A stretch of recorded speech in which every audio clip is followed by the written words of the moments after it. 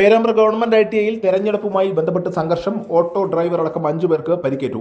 ചക്കട്ടപ്പാറയിലെ മുതുകാട്ടിൽ പ്രവർത്തിക്കുന്ന ITIയിലാണ് ഇന്ന് വൈകിട്ട് 5 മണിയോടുകൂടി സംഘർഷമുണ്ടായത്. കോളേജ് യൂണിയൻ തെരഞ്ഞെടുപ്പുമായി ബന്ധപ്പെട്ടാണ് KSU SFI പ്രവർത്തകർ തമ്മിൽ ഏറ്റുമുട്ടിയത്.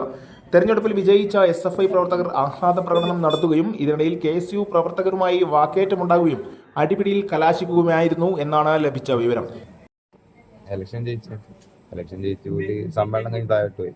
ഇവിടെ തുടങ്ങുമ്പോഴേ പോലെ എന്നോട് തന്നെ ഇനി പുറത്തിറങ്ങി ഞങ്ങൾക്ക് കാണിച്ചു തന്നല്ലേ. അങ്ങനെ അത് കഴിഞ്ഞ് പോലീസ് പിന്നെ മുകളിലോട്ട് വന്ന് പോലീസുകാർ തടഞ്ഞു. പക്ഷെ പോലീസുകാരൊന്നും നടക്കാനായില്ല. KSU സ്ഥാനാർത്ഥികളായ അർജുൻ പങ്കജ്, ശ്യാം തുടങ്ങിയവർക്കും SFI സ്ഥാനാർത്ഥി അനന്യ, പ്രവർത്തകനായ അഭിഷേക് തുടങ്ങിയവർക്കും മുതുകാടങ്ങാടിയിലെ ഓട്ടോ ഡ്രൈവറായ ആരിഫിനുമാണ് മർദ്ദനത്തിൽ പരിക്കേറ്റത്. ITIയിലെ സംഘർഷത്തിന് ശേഷം മുതുകാടങ്ങാടിയിൽ ഓട്ടോ ഡ്രൈവർമാർ സംസാരിച്ചിരിക്കുന്നതിനിടയിലാണ് ഓട്ടോ ഡ്രൈവർ ആരിഫിന് അകാരണമായി മർദ്ദനമേറ്റതെന്ന് ഡ്രൈവർമാർ പറഞ്ഞു.